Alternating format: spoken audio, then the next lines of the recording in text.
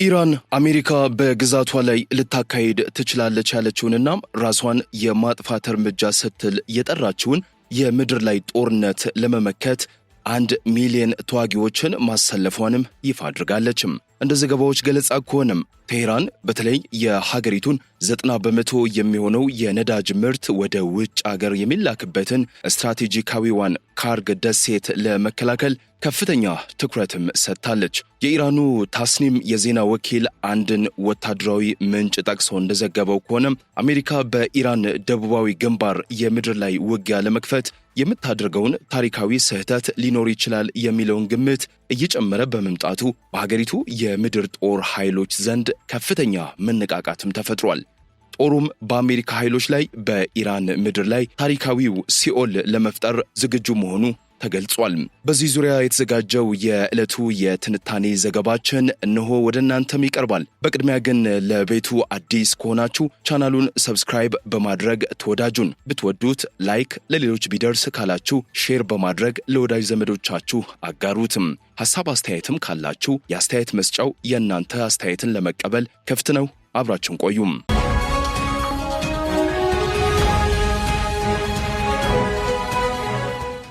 በኢራን ላይ አሜሪካ የምድር ወረራ ልታካሄድ ትችላለች የሚሉ ግምቶች እየተሰሙ ቢሆንም ባለሙያዎች ግን ዋሽንግተን የምታስበው ወረራ እንደ 2003ቱ የኢራቅ ወረራ ቀላል እንደማይሆንና ወደ አስከፊ የስትራቴጂ ውድቀት ሊቀየር እንደሚችል እያስጠነቀቁ ነው። በአሜሪካና እስራኤል ጥቃት ሳቢያም ቀጠናዊው ውጥረት ወደ አዲስ ምዕራፍ በተሸጋገረበት በዚህ ወቅት የኢራን ልዩ ኃይሎች በአሜሪካ ጥቅሞች ላይ የተቀናጀ ጥቃት ለመሰንዘር መዘጋጀታቸውን የሚጠቁሙ ሪፖርቶች ወጥቷል። የመህር የዜና ወኪል ኤጀንሲ እንደዘገበው የኢራን ጦር 65ኛው የአየር ወለድ ልዩ ኃይልና የኢስላሚክ አብዮታዊ ዘብ ሳብሪን ልዩ ኃይል በአሜሪካ ኃይሎች ላይ ፈጣንና ጠንካራ የተባለ ድንገተኛ ጥቃት ለመሰንዘርም አቅደዋል። እንደ 1980ዎቹ አይነት የአሜሪካ ወታደራዊ አባላትን፣ ባለስልጣናትን ወይም ነጋዴዎችን የማገት ስልት ሊተገበር እንደሚችልም ተገልጿል። የዚህ ጥቃት ስፋትም ከኢራቅ ኩርዲስታን እስከ ባህሬን፣ የተባበሩት አረብ ኤምሬቶችና ኩዌት ሊዘረጋ እንደሚችል ተመልክቷል። አሜሪካና አጋሮቿ ከኢራን ጋር ወደ አዲስ የፊት ለፊት ግጭት ምዕራፍ ሊገቡ በሚችሉበት በዚህ ወቅት በ2003 በኢራቅ ላይ የተካሄደው ዘመቻም አሁን ካለው የኢራን ነባራዊ ሁኔታ ጋር እንደማይመሳሰል ተንታኞች አጽንኦት ሰጥቷል። የአሜሪካ የጦር ዕቅድ አውጪዎች የኢራንን የመከላከል አቅምና በጎረቤት ሀገራት ያላትን የተላላኪ ቡድኖች ስርጭት ግምት ውስጥ ማስገባት እንደሚኖሩባቸው እየተመከረ ነው። እንደ አውሮፓውያኑ አቆጣጠር በ2003 ዋሽንግተን የባግዳድን ወታደራዊና ፖለቲካዊ መዋቅር በአጭር ጊዜ ውስጥ ለማፈራረስ የአየር ኃይልን፣ የታጠቁ ክፍሎችን፣ የአየር ወለድ ኃይሎችንና ልዩ ኦፕሬሽኖችን በማቀናጀት ተጠቅማም ነበረም። ድንገተኛና አስደንጋጭ ወይም ሾክ ኤንድ አው ተብሎ የሚታወቀው ዝነኛው የጦር መርህ ሙሉ የአየር ላይ የበላይነትን በማረጋገጥ የኢራቅን የእዝ መዋቅር በፍጥነት እንዲናጋ በማድረግ ላይ የተመሰረተም ነበረም። በወቅቱ የታጠቁ ኃይሎች ከደቡብ ኢራቅ ሲገሰግሱ የአየር ወለድ ክፍሎች ደግሞ በኢራቅ እምብርት ላይ አርፈው ነበረም። ልዩ ኃይሎች የአየር ጥቃቶች በመምራት ወሳኝ መሠረተ ልማቶችን በማውደምና የኢራቅ ጦር አዛዦችን በማደን ተሰማርተውም ነበር። በመጀመሪያዎቹ ሳምንታት ፈጣን ድል ይመስል የነበረው ዘመቻ በቀጣዮቹ ዓመታት ወደ ረጅምና ከፍተኛ ዋጋ ወደ አስከፈለ ጦርነትም ተቀየረም። የከተማ ላይ ውጊያዎችና የነጻነት ግንባር ተዋጊዎች መፈጠር ኢራቅን ለብዙ ዓመታት ውስብስብ የጦር አውድማም አድርጓታል። አሁን ከሁለት አስርት ዓመታት በኋላም በዋሽንግተን የሚገኙ አንዳንድ ወታደራዊ ዕቅድ አውጪዎች ተመሳሳይ ሞዴልን በኢራን ላይ ለመድገም ሙከራ እያደረጉ እንደሆነ የሚጠቁሙ ምልክቶችም አሉ። ታዲያ ይህ ዕቅድ የአየር ጫናን፣ ውስን የምድር ላይ ዘመቻዎችንና የልዩ ኃይሉ እንቅስቃሴዎችን ማቀናጀትን ያካትታል። ሆኖም ግን ወታደራዊ ተንታኞች እንደሚያስጠነቅቁት ከሆነ በዛሬዋ ኢራንና በ2003ቷ ኢራቅ መካከል ያሉ መሠረታዊ ልዩነቶች ይህን መሰል ዘመቻ በቀላሉ እንዳይደገም ያደርጉታል። በተንታኞች ዘንድ አልፎ አልፎ ከሚነሱት ወታደራዊ አማራጮች መካከል ከሳውዲ አረቢያ፣ ዮርዳኖስና ደቡብ ኢራቅ ተነስቶ ወደ ባስራና ሁዜስታን የሚዘልቅ የኳኔ ኮሪደር የመፍጠር ሐሳብ አንዱ ነው። የአሜሪካ ወታደራዊ ዕቅድ አውጪዎች ይህንን መንገድ ወደ ኢራን ቁልፍ የኃይል ምንጭ ክልሎች የሚያደርስ አጭር መስመር አድርገው ይመለከቱታል። ይህ ከተሳካም የፋርስ ባህረ ሰላጤና የደቡብ ኢራቅ የጦር ግንባሮችን ወደ አንድ የውጊያ ቀጠና ሊቀይራቸውም ይችላል። ይሁን እንጂ በወረቀት ላይ ያለው እቅድና የምድር ላይ እውነታው ሰፊ ልዩነት አለው። ይህ ኮሪደር በአብዛኛው ግልጽ በረሃማ ቦታዎችን የሚያቋርጥ በመሆኑ ረጅም የአቅርቦት መስመሮች ለሚሳይል ለድሮንና ለደፈጣ ጥቃቶች ተጋላጭ እንዲሆኑም ያደርጋቸዋል። የዛሬዋ ኢራቅ ከ2003 ሁኔታ በእጅጉ የተለየች ናት። በደቡብ ኢራቅ የሚገኙት የሐሽድ አልሻቢ ታጣቂዎች መኖር ማንኛውም የአሜሪካ ጦር እንቅስቃሴ ከነዚህ ቡድኖች ጋር ወደ ቀጥታ ግጭት እንዲገባም ያደርገዋል። ይህ ደግሞ ወታደራዊ እንቅስቃሴውን ከማወሳሰቡ ባለፈ ለባግዳድ መንግስት ትልቅ የፖለቲካ ቀውስም ይፈጥራል።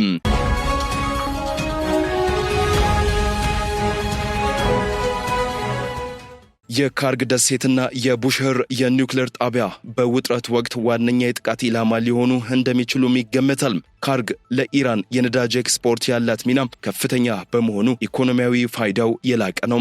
ደሴቷን ሙሉ በሙሉ ለመቆጣጠር በዙሪያው ያሉ የባህር ዳርቻዎችንና የአየር ክልሎችን መቆጣጠር የግድ ይላል። በደሴቲቱ ላይ የሚሰፍር ማንኛውም ኃይል ከባህር ዳርቻ በሚተኮሱ ሚሳይሎችና በፍጥነት በሚጓዙ ጀልባዎች ለሚሰነዘር ጥቃት ተጋላጭ ስለሚሆን ደሴቷን ለረጅም ጊዜ ይዞ መቆየት ከፍተኛ ዋጋም ያስከፍላል። በቡሽህር ኒውክሌር በጣቢያው ላይ ጥቃት መሰንዘር ለስነ ልቦና ጫና ቢታሰብም ጣቢያውን ሙሉ በሙሉ ማውደም ግን ከፍተኛ የአካባቢ ብክለትና ፖለቲካዊ መዘዝ ስለሚኖረው አደገኛ አማራጭ ተደርጎም ይወሰዳል። እንዲህ ያለ እርምጃ ጠንካራ ዓለም አቀፋዊ ተቃውሞን ከመቀስቀሱም በላይ እንደ ሩሲያ ያሉ አዳዲስ ተዋናዮችን ወደ ቀውሱ ሊያስገባ ይችላል ተብሎም በሰፊው ይፈራል።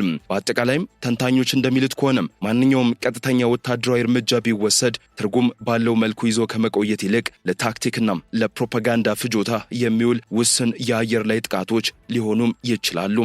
በ2003 የኢራቅ ወረራና በዛሬዋ ኢራን መካከል ካሉት መሰረታዊ ልዩነቶች አንዱም የመከላከል መዋቅራቸው ነው።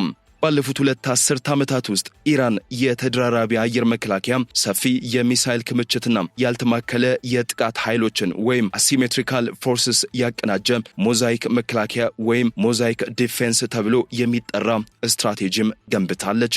በዚህ የመከላከል ሞዴል መሰረት ወታደራዊ ክፍሎች በመላ ሀገሪቱ ተበታትነው የሚገኙ ሲሆን እርስ በርሳቸውም ራሳቸውን ችለው የመንቀሳቀስ አቅም አላቸው። ይህም ማለት አንድ ማዕከላዊ የእዝ ጣቢያ ቢመታም አጠቃላይ የመከላከያ መዋቅሩ በቀላሉ አይፈርስም። ኢራን ከኢራቅና ሶሪያ እስከ የመን ድረስ የተዘረጋ የአጋር ኃይሎች መረብም አላት።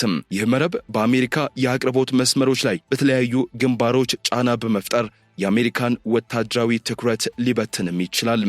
በኢራቅ የሚገኘው የአይን አልአሳድ የአየር ጦር ሰፈርና በሳውዲ አረቢያ የነዳጅ ተቋማት ላይ የተሰነዘሩ ጥቃቶች እንደሚያሳዩት ትላልቅና በከፍተኛ ሁኔታ የተመሸጉ ወታደራዊ ካምፖች እንኳን ለሚሳይልና ለድሮን ጥቃት ተጋላጭ ናቸው።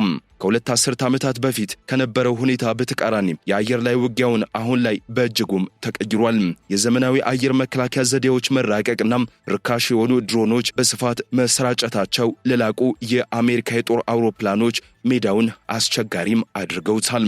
ኢራን ካለፉት ቀጠናዊ ጦርነቶች በመማር የገነባቸው የራዳርና የአየር መከላከያ መረብ የሀገሪቱን የአየር ክልል ለጠላት አውሮፕላኖች ከፍተኛ አደጋ ያለበት እንዲሆንም አድርጎታል። በዚህም ምክንያት የአሜሪካ አየር ኃይል ከጦር ግንባሩ ርቆ ለመቆየት ስለሚገደድ በምድር ላይ ላለው ጦር የቅርብ የአየር ድጋፍ መስጠት ፈታኝ ይሆንበታል። እነዚህ ሁሉ ሁኔታዎች ተደማምረው እንደሚያሳዩት በ2003 በኢራቅ ላይ የተተገበረውን ወታደራዊ እርምጃ የኢራን ሰፊ መልክዓ ምድር፣ አስቸጋሪ የመሬት አቀማመጥ፣ የተደራራቢ መከላከያ መዋቅርና ጦርነቱ ወደ ቀጠናዊ ግንባሮች የመስፋፋት ዕድሉ ማንኛውንም የምድር ላይ ወታደራዊ ዘመቻ እጅግ ከፍተኛ ዋጋ የሚያስከፍልም ያደርገዋል።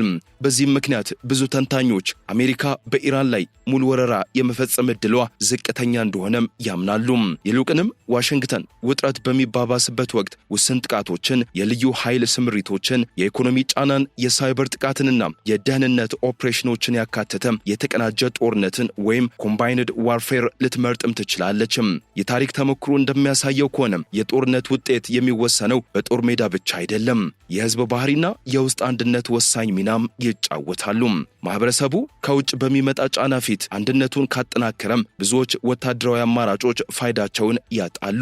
ማንኛውም የኢራቅን ወረራ ሞዴል በኢራን ላይ ለመድገም የሚደረግ ሙከራም የአጭር ጊዜ ዘመቻን ወደ ረጅምና አድካሚ ጦርነት ሊቀይረው የሚችል የተለየ እውነትም ይገጥመዋል።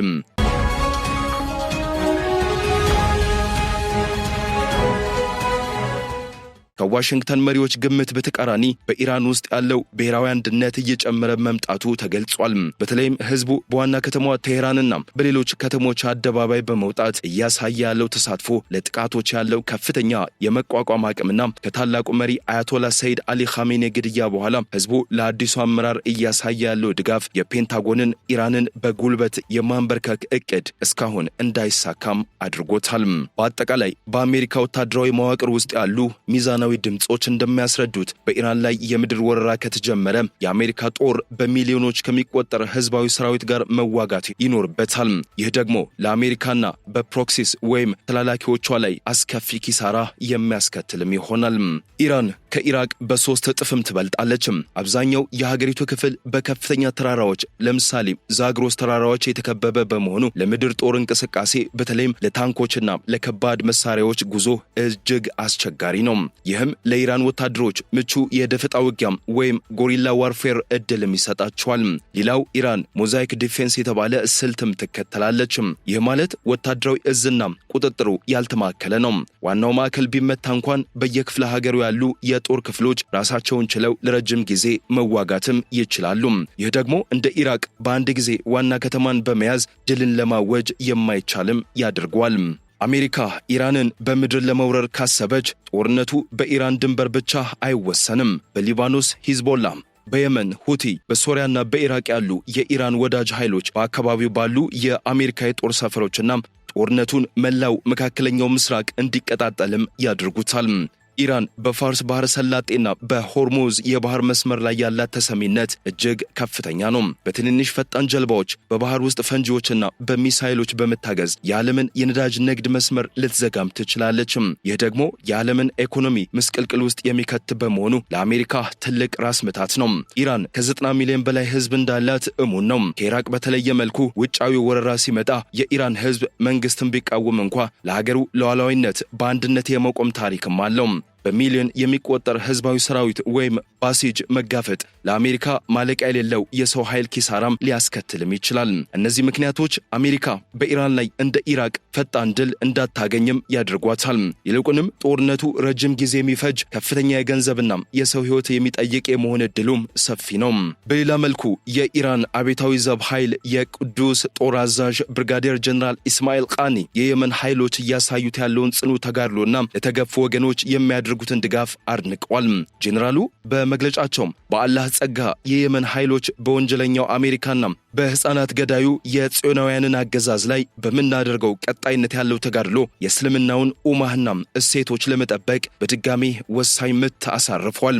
የአሜሪካው ግዙፍ የጦር መርከብ ጄራልድ ፎርድ ከ2 ሳምንታት በላይ በያምቦና በጅዳ መካከል በግራ መጋባት ውስጥ እንዲንከራተትና በመጨረሻም እንዲያፈገፍግ ያደረገው የየመን ረዣዥም ተራራዎችና ለም መሬቶች የወሰኑት የማይቀለበስ ዕጣ ፈንታ ነው። ለየመን አስተዋይ አመራሮች፣ ደፋር አዛዦች፣ ታታሪ ተዋጊዎችና ጀግና ህዝቦች ሰላምታችንን እናቀርባለን። የነሱ ወቅታዊና ስልታዊ እርምጃም በእስልምናው ዓለም ጠላቶች ላይ እንደ ብርሃን የሚያበራ ፋኑስ ነው።